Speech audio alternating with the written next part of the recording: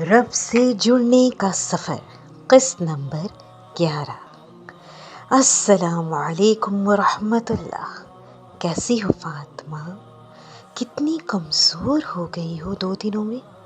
फातिमा की आवाज़ सुनते ही कुर्रतुलैन ने मुड़ कर देखा और उसकी तरफ लपक कर उसे गले से लगा लिया। मैं इतनी परेशान हो गई थी, तुमने नंबर भी ऑफ कर रखा था, यूनी से भी ऑफ। सब खैरियत है फातिमा? अब वो उसे खुद से जुदा करते हुए पूछ रही थी। फातिमा की कुछ समझ में न आया कि वो क्या कहे। उससे कुछ शर्मिंदगी भी थी कि लास्ट टाइम उसने क़रत से कैसे बात की थी, कैसे गुस्से में उसका फ़ोन काट दिया था और उसके बाद से फ़ोन बंद रखा था। हाँ, बस तबीयत कुछ ठीक नहीं थी। फातिमा ने नज़रें चुराते हुए कहा। वो नहीं चाहती थी कि कुर्रतुलैन को उसके दिल में उठने वाली शर्मिंदगी के जज्बात की हवा भी लगे। उसे अपनी अना बहुत प्यारी थी। इधर बैठो, मुझे बताओ क्या मसला है।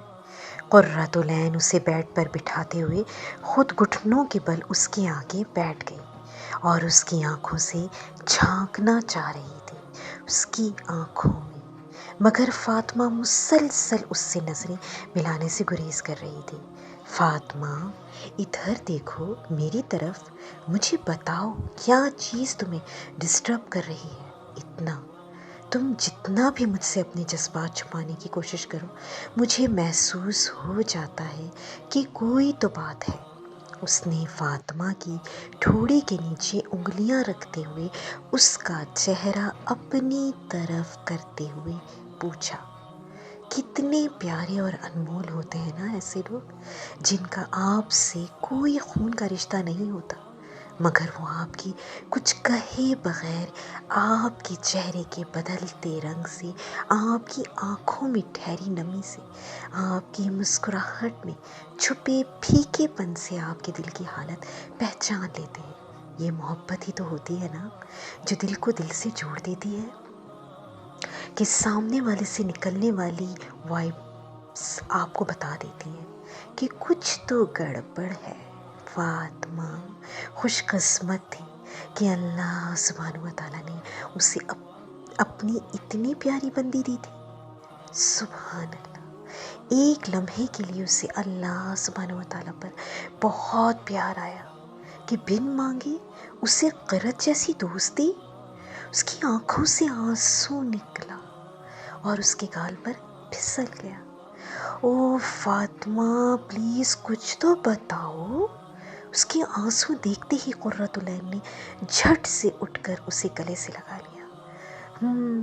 रस्सी, बहुत गहरे ख्वाब हैं ये तो फातिमा, मगर मुझे याद नहीं कि आसमान पर वो 2 चमकते हुए अल्फाज क्या थे। फातिमा ने कुर्रतुलैन को अपना ख्वाब सुनाते हुए कहा। फातिमा, जब मैं कुरान सीख रही थी ना, तब मुझे बहुत शौक़ था ख्वाबों की ताबीर का, इल्म हासिल करने का। हमारे मदरसे में एक आलिम थे, मैं उनसे अक्सर इस इल्म के बारे में पूछती रहती थी और अल्हम्दुलिल्लाह उनसे काफ़ी कुछ सीखा भी है। फिर तुम्हें क्या लगता है इन ख्वाबों की ताबीर क्या होगी? जहाँ तक मुझे लगता है इनमें तुम्हारे लिए कोई पैगाम है। कुर्रतुलैन ने फातिमा के इस्तफसार करने पर बताया। यानी पहले ख्वाब में तुम अंधेरे में गिरती जा रही थी। वो अंधेरा गुनाहों और जहालत का है, और जहाँ तक मुझे याद है वो वक्त था जब तुम सुफियान के साथ इन्वॉल्व थी, मगर यकदम तुम्हें महसूस हुआ कि तुम एक पुरनूर सी ज़मीन पर गिरी हो। ये एक इशारा था कि तुम्हारी इस गुनाह से जान छूट जाएगी। इंशाअल्लाह ताला तुम्हारे दिल का नूर बहाल होगा, इंशाअल्लाह ताला। और अल्हम्दुलिल्लाह तुमने सुफियान को छोड़ दिया, अल्हम्दुलिल्लाह बिइज़्निल्लाह। तुम्हें इस गुनाह का एहसास भी हुआ और तुम अल्लाह सुब्हानहू व तआला की भी करीब हुई। ऐसा ही है ना? بالکل ایسا ہی ہے۔ فاطمہ قرۃ العین کی ساری باتیں نہایت غور سے اور حیرانی سے سن رہی تھی، مگر اب جو رات تم نے خواب دیکھا ہے، تم نے خود کو ایک سیاہ اندھیری کھائی میں پایا ہے، یعنی تم ابھی مکمل طور پر آزاد نہیں ہو۔ کیا مطلب؟ مطلب یہ کہ اندھیرا ابھی بھی اندر کہیں موجود ہے۔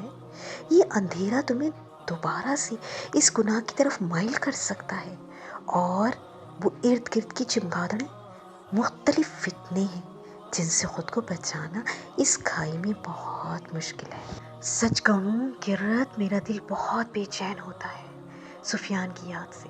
تمہارے کہنے پر میں نے اس دن اس کے سارے آثار ختم تو کر دیے، اپنے موبائل کو بھی بند رکھا کہ شاید میرے دل کو قرار آ جائے، مگر دیکھو میری کیا حالت ہو گئی ہے۔ میری نمازیں بھی چھوٹ گئیں، میرے دل کی بے چینی مجھے کچھ کرنے نہیں دیتی۔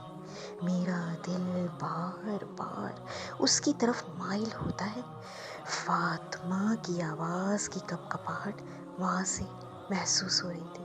چندہ، اسی لیے تو اللہ سبحانہ و تعالیٰ نے تمہیں اس خواب میں اس سب سے نجات کا راستہ بتایا ہے، جو تمہاری بے چینی کو سکون میں بدل دے گا۔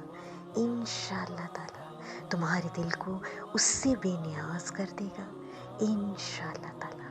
قرۃ العین نے فاطمہ کا ہاتھ زور سے تھامتے ہوئے اسے کہا۔ وہ اس کا درد سمجھ رہی تھی۔ اس کے ہاتھ میں ہوتا تو اس کی بے چینی کو اس کے دل سے نکال کر پھینک دیتی، مگر دل تو صرف اللہ سبحانہ و تعالیٰ کے ہاتھ میں ہوتے ہیں نا۔ انسان تو بس دعا کر سکتا ہے، وہ بھی یہی کر رہی تھی۔ خواب میں کون سا نجات کا راستہ بتایا اللہ سبحانہ و تعالیٰ نے؟ فاطمہ نے حیرانی سے اس کی طرف دیکھتے ہوئے کہا، رسی۔ قرۃ العین گہری سوچ میں بے اختیار خود کو یہ کہتے ہوئے سنا۔ اس ناول کا اگلا پارٹ انشاءاللہ تعالیٰ جلد ہی اپلوڈ کر دیا جائے گا۔ کسی نے ہمارا چینل سبسکرائب نہیں کیا تو جلدی سے سبسکرائب کریں اور شیئر کریں۔ جزاکم اللہ خیرا کثیرا فی دنیا والآخرہ، وأحسن الجزاء فی امان اللہ۔